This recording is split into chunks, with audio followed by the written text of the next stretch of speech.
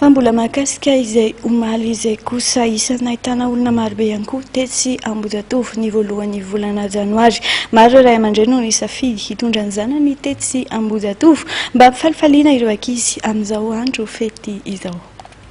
Tome folona ny tetsy Ambohijatovo omaly ary saika fianakaviana mitondra ireo zanany hilalao amin'ny mahandro fety ny andro no ankamaroan'izy ireo.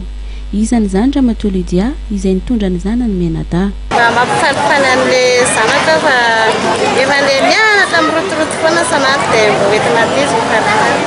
Nisy teti-bola manokana mihitsy ve natokana hoe mety? Tsisy tsy mihamana an'izany mihitsy hoe andao andeha fotsiny dia lasa. Tao kosa ireo nisafidy ny nitsangatsangana no nisafidy ny nitondra ny zanany mba hampifaliana amin'izao taona izao ka nitondra sakafo avy any an-trano ary teny Ambohijatovo no nanatanteraka izany fitsangatsanganana izany. I William Menakavy izay mipetraka ny bypass. Mba mitondra ny ankizy mandehandeha zany mba hoe fety ny andro dia hoentina mandehandeha zany ankizy mba mijery zavazava-lehibe. Mijery mba hoe mijery kilalao e. Avy any bypass zao zay nahandro sakafo zay dia nandehanaka ety dia hoe ity ny sakafo atoandro hariva mihitsy zany zay vao toy ny fanao isaky ny voalohany taona sy alana amin'ny mahazatra ao an-trano dia nisafidy nitsangatsangana ihany koa ny fianakavian Ramatoa Eriniriny avy eny Anosizato.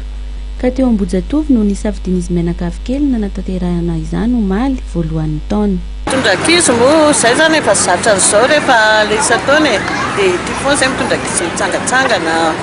Ety izany mba misy fahafinaretana satria ety sady tsy andoavam-bola mba afa-po tsara ny ankizy na kilalaona iny. Nisy ve budget manokana natokana hoe hoentina amin'izay hoe hitsangatsanganana ety izay? Ohatrany hoe efa eny miomana ihany izay fa izay eo am-pelantanana izany no atao. Ohatrany hoe sotroranina koa izay kely azy nandraindray.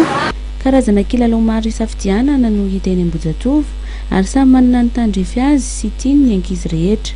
Tao ireo lalao fiara, machine, toboggan, korisakorisa. Mbola hitohy hatramin'ny rahampitso ny fanomezana fahafaham-po ireo ankizy eto Ambohijatovo. Vahoaka ajanony amin'izay ho any toaka tarefa ngeda be ohatrany geseny me ny akanjo malotoloto tovy amin'ny babakoloto ny akanjo rovojojo nataony toaka mangovitra pozi anaty kapoaka vondreo vahoaka fa matony toaka.